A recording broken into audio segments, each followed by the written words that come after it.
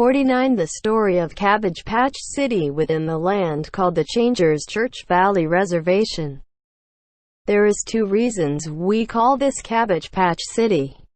One is we grow cabbage and the other is we make and sell a doll that looks something like the only Cabbage Patch Dolls. So we have factories that make this doll and other dolls too. The population of Cabbage Patch City has 200 residents, has 260 homes, 4 stores, 4 factories, 2 hotels that have 200 rooms, 2 dinners that can seat up to 100 and the Changers Church Bank, horse riding and wagon rides and a horse stable with fix-it shop. The Changer Church main office, church, council, court, jail, church school, county school and city hall, general store, laundromat, barber's shop, hairdresser, small hospital, dentist, movie theater, gospel music, dance hall. When the town gets bigger there are more businesses added. I got here about noontime and just in time for lunch. I went to the dinner and sat down and I ordered my lunch. Not much going on except that there was a lot of people coming and going. Some was even getting their meal to go.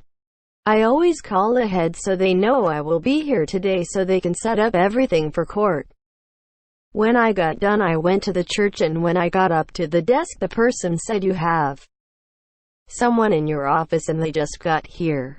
I said okay thank you and headed that way.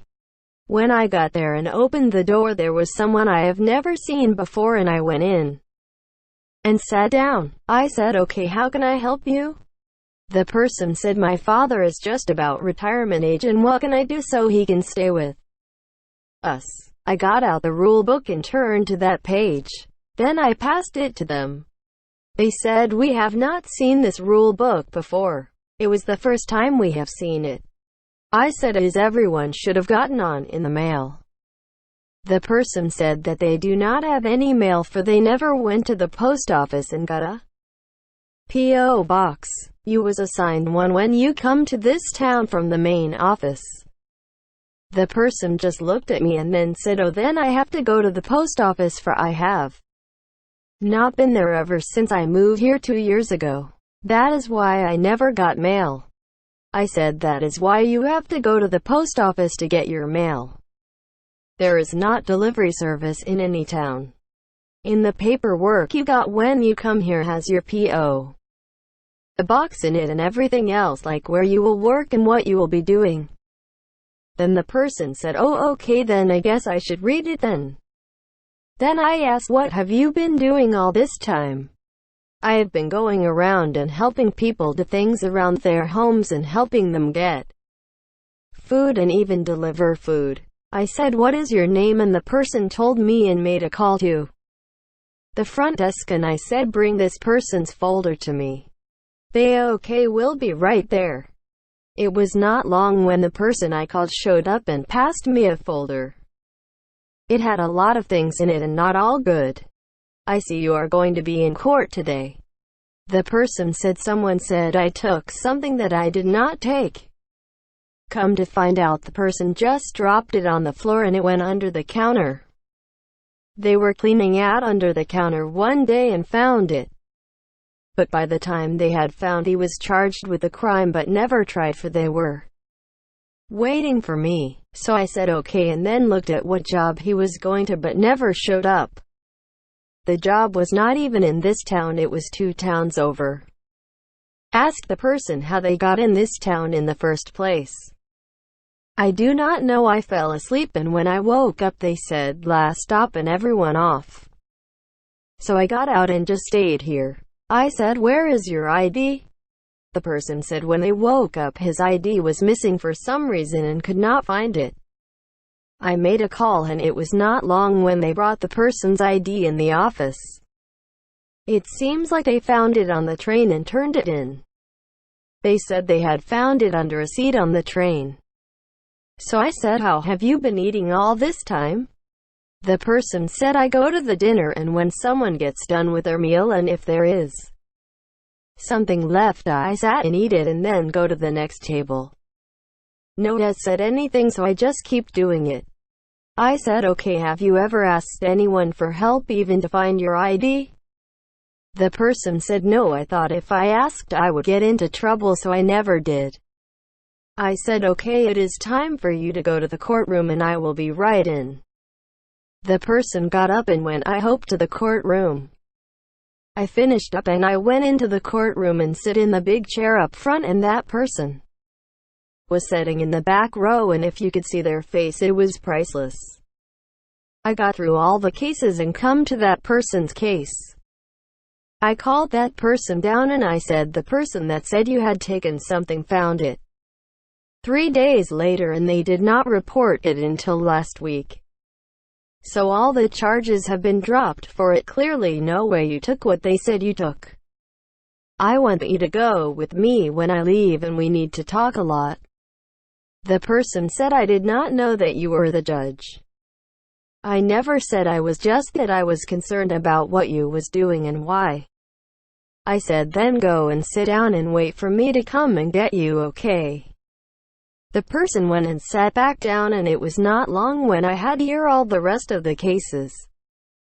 And I got up and left. I said I will be back soon, so just stay there until I get you, okay? The person said okay, and I went and did some things I had to do and went and got that person. The first thing I did was take the person to an ATM to see what was on the card.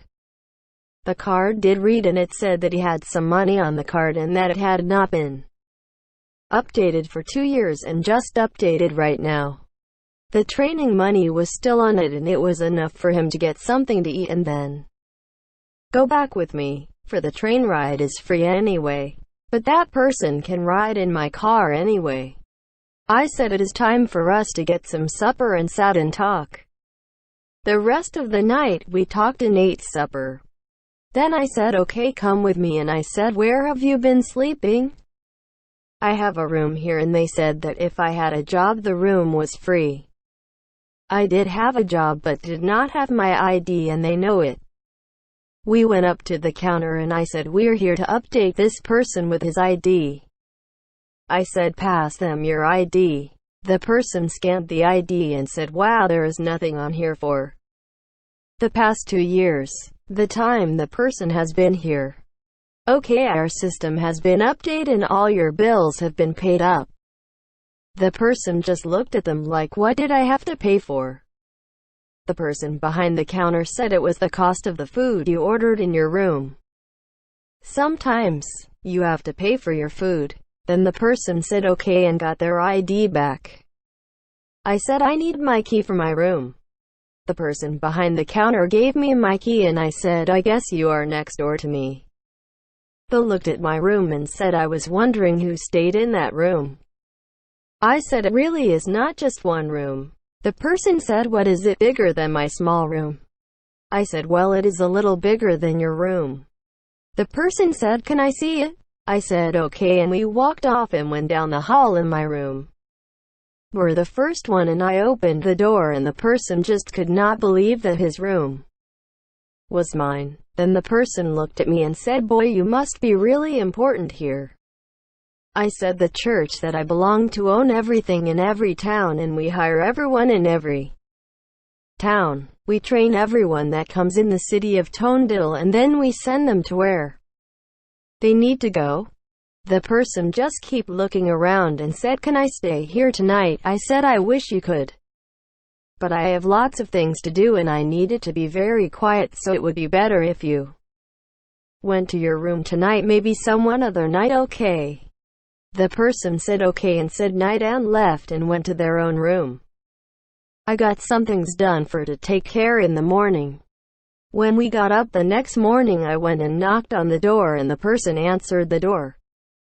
And I said, come over to my room and this is what I would like to do for you. The person followed me and we sat and talked for a while, and I said, go and get ready, it is time to go. We got on the train in my car and we went to the town to take care of some things so the person can get the job and get the mail that was in the post office. Then set everything up. It is time to say goodbye, and I will see you in the next town.